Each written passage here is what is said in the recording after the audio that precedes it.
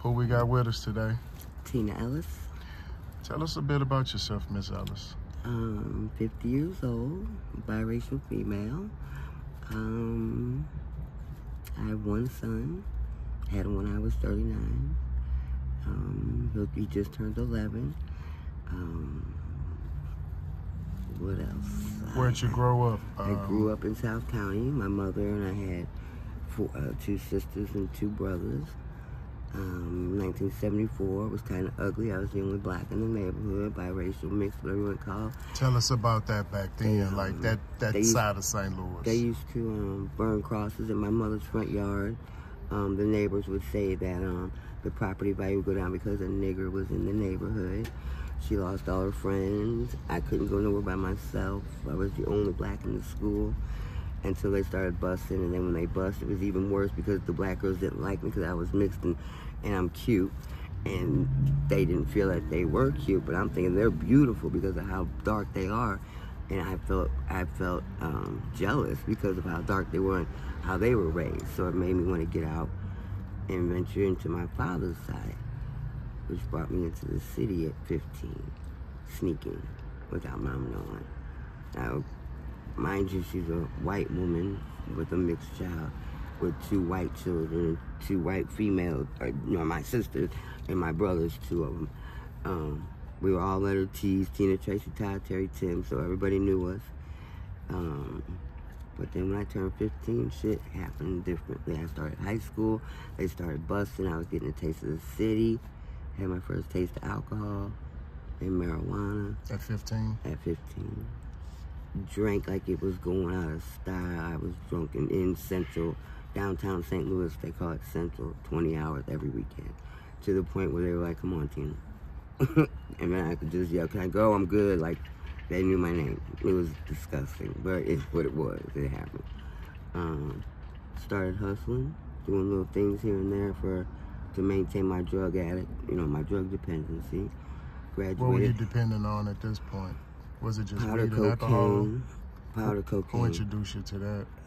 Some of the white kids at school that were supposedly my friends, but they're not. They weren't my friends. If they were, they wouldn't introduce me to it because it pretty much brought me to where I am today, at 50 years old, homeless on the streets for my first time in my life. What schools were you going to? I went to Beerbaum Elementary, Berkeley Junior High, and Melville High School. Did you graduate? 1992. Got my associate's degree in nursing, medical assistant, surgical technology. Had my own apartment, had my own car, made money, did everything. Then crack came in the scene. So and that just shook everything up. Just rattled everything, every cage, every morsel, every addiction. What year was this you got introduced to the? 93. And I just graduated high school, like I said. And my goal in my life was to be 50, own my own nursing, on my own, like nurse's office were in Africa where the kids could come, have my son, which I didn't have at that time. Mercenary work. Exactly, and have him run up and down this beach while we're just out there taking care of people. And I am so far from that right now. Not that it's unreached, not that I can't reach it still, but right now it's a little ways down the road. I got a little crawling before I can walk. So beginning in 93, where did life take you? Where did that turn? I thought it was fantastic, but the whole time it was just boiling into something that was going to blow up. And it did in my face. I wasn't dependent on a man, but I like to have a man to take care of. That was the type of person. I'm a caretaker, I'm a nurturer, I will give you my last and walk around like, well, what the hell am I going to do now? Because I want you to be okay. I've never done just Tina taking care of me. I don't even know what that feels like. Which probably was a bad thing, but I'm learning that now at 50. Were you able to hold a job, or was it kind of sporadic? I'm definitely a functioning addict. People would not, in their wild, never fathom that Tina Ellis is a drug addict, and never. Because I kept it such a secret. Get fake pee for jobs, hide it in your, in your private so you could pop the bag and pee, and, instead of just being honest and doing it the right way. 36 years old, I got addicted to heroin through a boyfriend, my son's father. He kept lying, said he wasn't doing it, but I kept finding plates here and there. And finally, I just did it. The addict in me. because I'm definitely a drug addict. What was the transition like from the crack to the heroin? What kind of shift was that? Oh, huge, because we needed the heroin. It's a physical drug. Exactly. The crack is a mental. Yes. People don't understand that. And I mentally needed the cocaine, but he physically needed it because he had a gorilla, as we call it on the street, on his back. And I only had a little chimpanzee at this time. So, but 36, had a house, our second house, matter of fact, maintained it. He didn't do too much, but I was the hustler. He stayed at home. He did 25 years in the joint. So in February 08, he got out. I met him March 08, moved in the next day. Never left 20 years later. 16 years later. You still with him? We're still together, but he was going through treatment, and I went through treatment, but to get off the Finney, but not off the crack. Who introduced the Finney? When was that introduced? It just transitioned from heroin into the fentanyl. Like, one day it was heroin, the next day was because fentanyl. they were cutting it with the Finney, and to get you addicted to the Finney before they transitioned it all the way to Finney. I OD'd twice. I brought back so many people from death you couldn't imagine. What's the difference between the heroin and the Finney? Finney hits you like a ton of bricks. It's definitely stronger than the heroin. And then they're cutting with all kinds of stuff. They can put it in anything. Cocaine. I brought people, crackheads, that we call on the street. I call them, drug addicts regardless. But they'll get their crack, they'll smoke it. It's laced with Finney, they die. Not on my watch. I brought back so many friends, so many, just for them to die a couple weeks later because they're not around, anybody. They would die, do it by themselves and stuff. I've lost at least 20 good friends within 3 months when that came out. A lot of people who don't understand this epidemic that we're going through, because it is an epidemic, they'll just say, well, if it's so dangerous, why don't you just stop? Can you explain why? It's the addict in you. Not all of us have that addiction chromosome in our bodies. There's probably a handful, like a percentage that does. But when you have it, you want to try any and everything. You're invincible. You think anything can go in your body and you're going to live through it. With fentanyl, it's not the truth. It's taken out so many of my friends. I've seen so many people get their ass beat, shot. I just had a friend get, killed not too long ago. A good friend of mine, I was at work, I came home, he went and bought crack from somebody he didn't know. They laced it with heroin, he went into a coma. He's still in it now, and it's been over a month. He's not coming out of it, we know this, but we're too ignorant with our own feelings that we won't let him go. So it's really hard. Fentanyl is definitely a pandemic killing everybody. And we're killing each other with it. Have you tried treatment before? Oh yeah, but the pain is so 4 times. 4 times I've been in treatment. What's it like going through the withdrawals? Oh, it's like having pneumonia, the flu, and having a baby while you're going through all that. It is the worst feeling in the world. You would rather die. The fentanyl withdrawals are worse than the heroin withdrawals, aren't they? You cramp up, you get all this like a contortionist. You're sick. You got stuff coming out your mouth, your butt. You're peeing out your butt. I know it's unladylike, but that's exactly what it is. And I want to make it as gross as I can because I would never want the next person to do it. They say I would never give this to my worst enemy. You would never give this to your worst enemy. I promise. It is a terrible drug, and it's wiping our people out. Do you plan on going back to treatment, or you kind of just I have to. I have an 11-year-old son that needs me. What's your relationship like with him? He knows mommy's sick, and he made me make a promise to call him every night because he said, just like you being my mommy and you worry about me at night, I worry about my mommy where she is at night. How does it make you feel? Does that give you that motivation to kind of push through and get better, or is it kind of like you're on the fence? Honestly, it doesn't, because it hasn't. And that's just honest. I love him. He's my only child. So it's unconditional. But the drug is so painful. I want to tell him I'm going to do it. I do tell him I'm going to do it, but I haven't. And he knows it. He's not ignorant to what mommy and daddy has done, you know.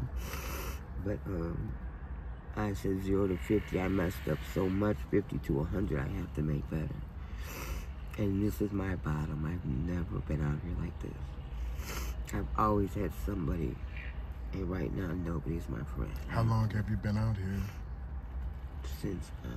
And what caused it? Like, what was the chain of events that the caused addiction. it? When we got our last house, our addictions were so high and so our talents had built up so much that after bill this month, we'll do it next month, double up so we can do this. When next month comes, well, we'll do it again because we need the dope. We need the dope in order to go to work, in order to function, in order to just to get out of bed in the morning. Robbing Peter to pay Paul, and you start robbing everybody, not paying nobody. That's right. You run out of people to rob. And then after that, they're going to come after you and beat your ass. I got attacked with a hammer due to my husband's $500 debt in the streets. They beat me literally with a hammer, kidnapped me. How violent are the dealers these days as opposed to like in the 90s? It was a little kind of, they gave you a little more leniency with the debts, but how's the violence that has escalated? Like, if you tell these little lokes out here, is what we call them, the younger generation under these the OGs. These are young guys. They're the young guys under us, not the OGs that's been in the... These are the new ones coming out. The babies. The babies from the ones that were doing it back in the day, who has taken over the empire, as they call it, whatever.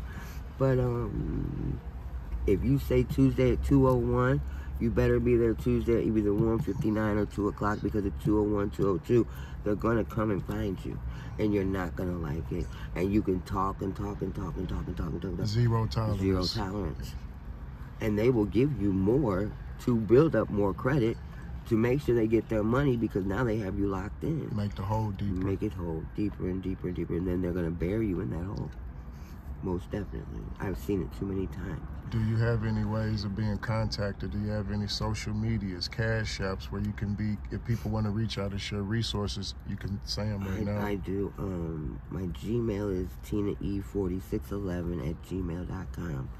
My Cash App is Healthy at 50, because I'm going to be that when I turn 50, August 28th. And I had a cell phone, but I got fucked up the day before yesterday and left it on the train, I think. So if you see it out there, like, could you please return it? But yeah, I was really high and just one of them days. It felt like the whole world was on my head. And but yeah, if you have any assistance or any feelings you want to share, good or bad, Tina, you're a piece of shit because you don't want to do it because of your child. Do it, but please come out here and do this with me and see how you would feel. You know, it's hard. If you could flip back the pages in your book of life and go back and talk to a young Miss Tina, knowing what you know at this moment, what would you tell her? You should have went left when you went right. Or I should have went right when I went left. I would change not everything because of the person I've become, but because if I knew my son was coming, I would have done shit differently, just to lay a better path for him. And he didn't have to go through what he went through as far as the courts and foster care and this and that, so Tina could get herself together. And he doesn't even call me mommy half the time. He calls me Tina because I'm not his mom. I'm his mother, but I'm not his mom. My sister is his mom. And it hurts me to my heart when he comes and he's like, Mom, and I look and she says, what? You don't want that. It's the worst feeling.